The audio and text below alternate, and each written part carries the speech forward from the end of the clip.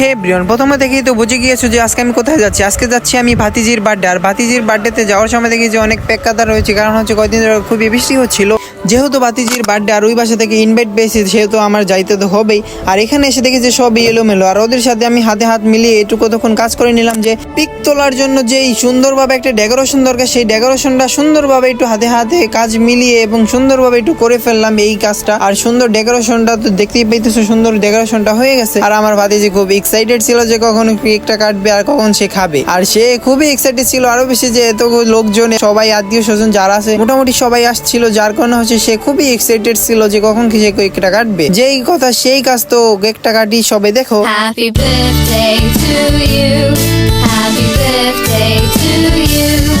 Happy birthday, happy birthday. Cake তো কাটা হয়ে গেছে, এখন যদি ভাতিজিরে না খাওয়া দিই তাহলে কি জমে। আর যেই কথা সেই কাজ, তো ভাতিজিরে একটু খাওয়াই দিলাম, ও খুশি হয়েছে অনেক। তো একে একে সবাই কম বেশি খাওয়াইতেছিল ভাতিজিকে। আর কেক কাটার পর সবাইকে একটু একটু করে সবাইকে কেক দিয়ে দিল, যে সবাই আনন্দ ফুর্তি করে মজা করে খেতে পারে। সবচেয়ে খুশি তো তখনই লাগে যখন ওরা সুন্দর আনন্দ করে এবং সবাই একসাথে মিলেমিশে যখন ভূতিতে যখন সবাই একসাথে খাওয়া দাওয়া করে। এবং আমার ভাতিজি আমাকে খাওয়া দিল, খুবই ভালো লাগতেছিল। আর আমার ভাতিজির জন্য সবাই দোয়া করবেন, সবসময় যেন সে হাসি খুশি থাকে এবং সবসময় সুস্থ থাকে, এটাই কামনা করি। আজকের ভিডিও এই পর্যন্ত, সবাই ভালো থাকেন, সুস্থ থাকেন, আল্লাহ হাফেজ।